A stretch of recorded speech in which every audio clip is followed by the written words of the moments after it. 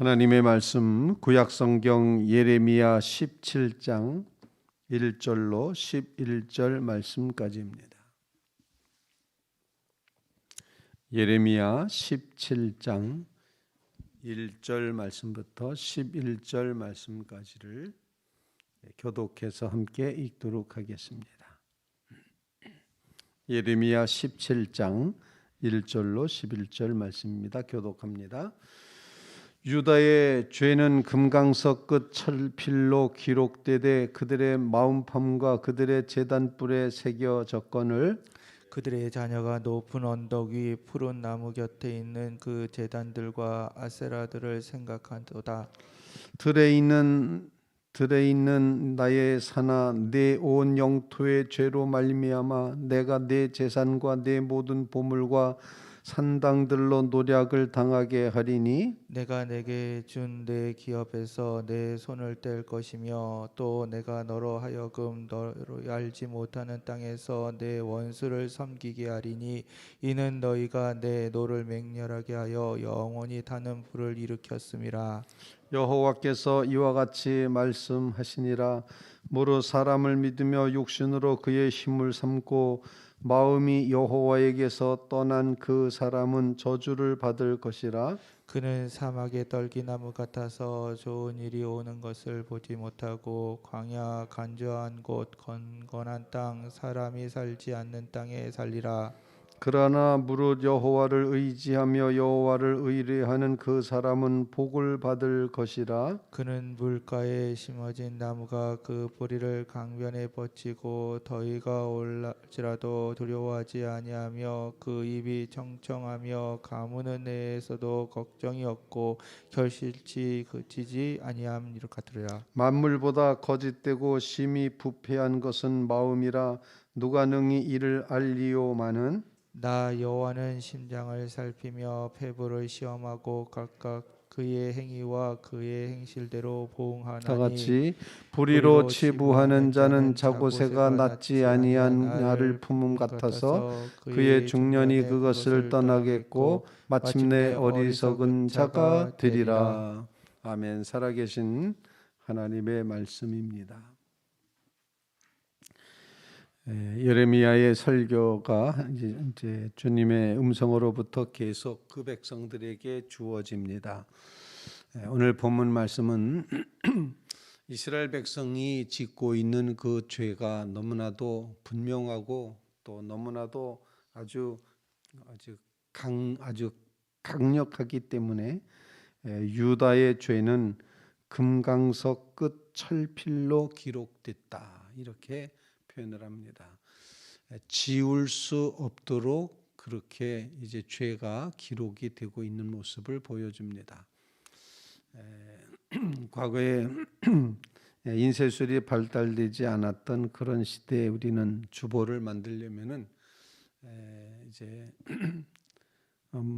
이렇게 초를 잔뜩 먹인 그런 종이를 갖다 놓고 철필로다가 이렇게 써서 그리고 등사판에다가 잉크를 넣고 이렇게 밀어서 주보를 만들곤 했던 그런 시절이 분명히 있었습니다. 금강석 철필로 기록하면은 이제 지워지지 않는다. 이런 이제 본문의 표현인데 유다의 죄가 너무나도 분명하다. 부인할 수가 없다. 이렇게 이제 표현을 하고 있습니다. 죄의 모습은 어떤 모습인가를 오늘 보여주는데 그것은 바로 그 자녀들이 우상 숭배하는 겁니다. 마음이 하나님에게 있지 않고 우상에게 가 있다. 이렇게 표현을 합니다. 오늘 1절로 11절까지의 말씀을 통해서 계속해서 강조하시고 있는 그것은 바로 마음의 문제를 이제 가르쳐 주시고 있습니다. 본문 말씀에 보면은 그들의 마음이 그들의 마음판에 새겼다 1절에 그렇게 표현을 하고 있습니다. 그리고 5절 말씀에는 마음이 여호와에게서 떠난 그 사람이라고 표현을 합니다. 그리고 9절 말씀에는 만물보다 거짓되고 심히 부패한 것은 마음이라. 이렇게 계속 마음 얘기를 하고 있음을 보여줍니다. 그래서 우리에게 주시는 말씀을 통해서 하나님 우리로 하여금 우리의 마음으로 하나님을 섬겨가는 마음의 신앙이 되게 하옵소서. 다른 말로 표현하면은 우리의 중심이 하나님을 향하게 해주십시오. 이제 그런 간구를 먼저 첫 번째로 올리게 된다는 것입니다. 마음이 문제입니다. 마음을 어떻게 먹느냐에 따라서 달라진다는 것을 가르쳐 줍니다. 예수님도 이처럼 심성의 윤리, 마음의 윤리를 끊임없이 말씀하셨습니다.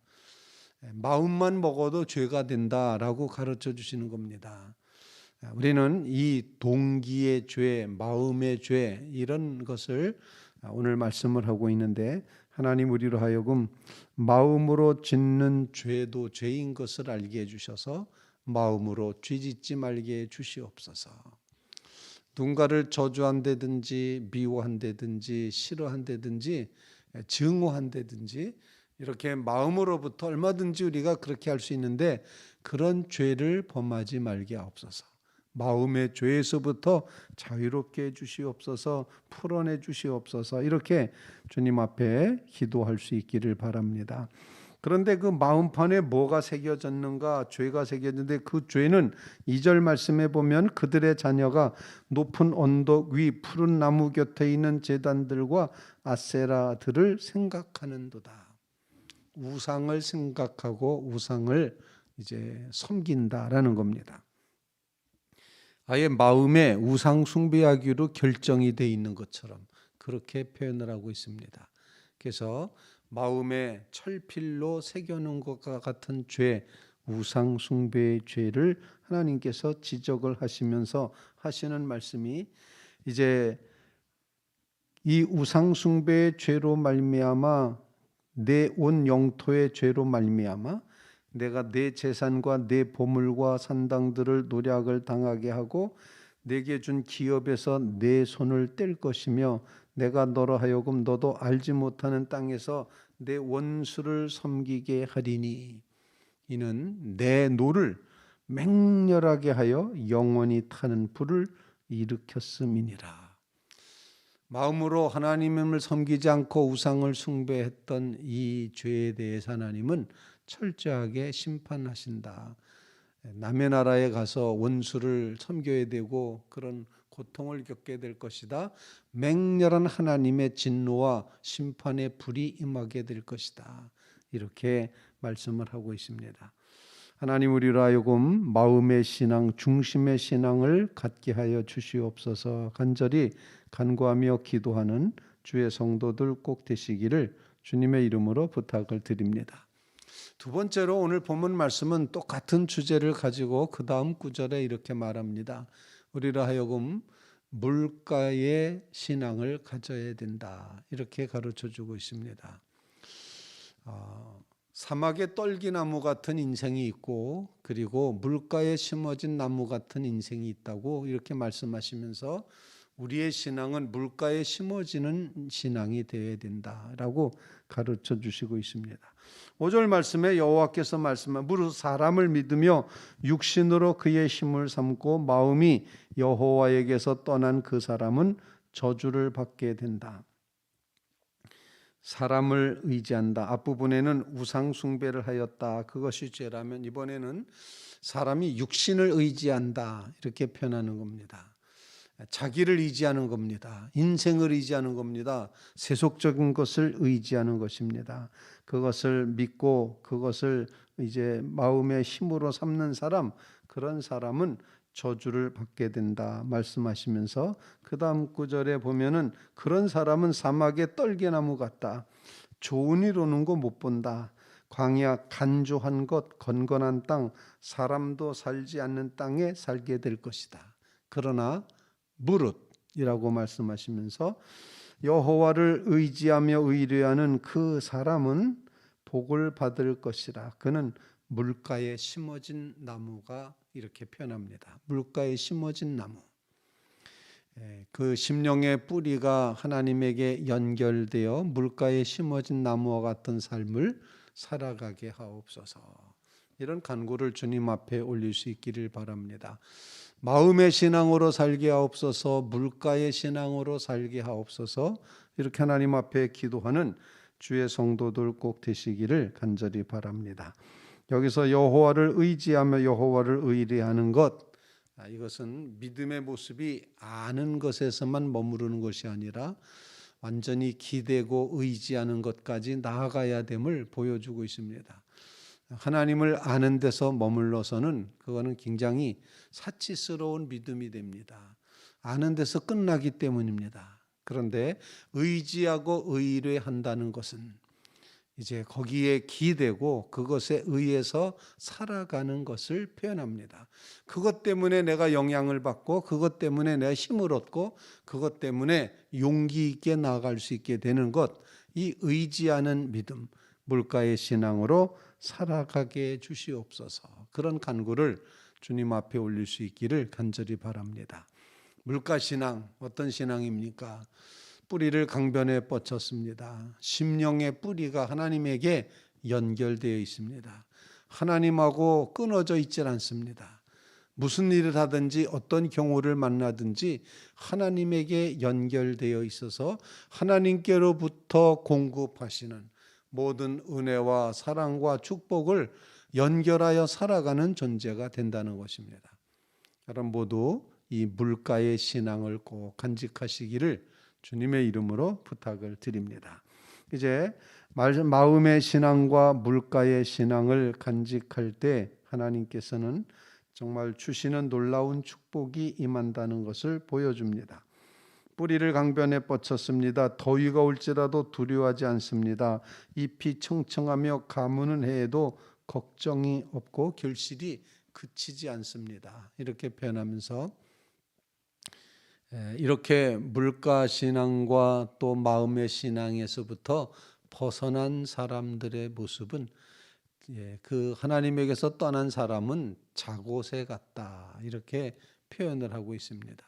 다시 말씀드리면 사막의 떨기나무 같아서 좋은 일 오는 거 보지 못하고 사람도 없는 곳에 간조한 거 건건한 그런 세상에 살게 되지만 또 하나님을 떠나 의뢰하지 않고 살아가는 사람의 모습은 물질로다가 뭔가 힘을 삼으려는 사람, 그래서 본문에 보면은 그렇게 표현을 하고 있습니다. 그 행위와 그 행실대로 보응하리라 이렇게 말씀하시고 불의로 치부하는 자는 이라고 표현합니다. 자고새 같다. 이건 무슨 표현인고 하니 물질에 의지하고 불의함으로 불의로 재산을 모으는 사람, 이런 사람은 헛되다, 자고새 같다. 산매추락이라는 새로 이렇게 표현이 되고 있는데 남의 알을 품는 겁니다. 뻐꾸기 같은 새가 그 둥지에 갖다 자기 알을 슬쩍 넣어 놓으면 그게 자기 알인 줄 알고 자기 새끼인 줄 알고 열심히 품고 키우지만 나중에 보면은 다른 자기 그 실제 산매추라기의 새끼들보다 이 뻐꾸기 새끼가 먼저 크고 후루룩 날아가 버리는 겁니다. 중년에 아무것도 아닌 헛수고가 되는 그런 삶이 된다. 물질을 의지하지 말라고 말씀하시는 그런 의미로 우리가 받아들이면서 자고새 신앙이 되지 않게 해주십시오. 처음과 끝이 같이 하나님을 믿고 의지하는 이렇게 물질을 의지하지 않고 하나님의 영을, 성령을 의지하는 믿음을 주시옵소서. 저는 그걸 성령의 신앙이라고 제목을 붙입니다. 오늘 마음의 신앙으로 나아가고 물가의 신앙으로 나아가고 물질이 아닌 성령의 신앙으로 우리가 살아가게 해 주시옵소서. 오늘 본문 말씀을 읽으면서 여러분들이 그렇게 하나님 앞에 묵상하며 기도하고 과연 내 인생이 사막의 떨기나무 같은가 아니면 물가에 심어진 나무와 같은가, 우리 자신을 성찰하며 주님께 더 가까이 나아가는 우상 버리게 하여 주시옵소서. 육신을 믿지 말게 해 주시옵소서. 물질을 의지하지 말게 해 주십시오. 이런 간구로 주님 앞에 기도하며 나아가는 주의 성도들 다 되시기를 주님의 이름으로 부탁을 드립니다.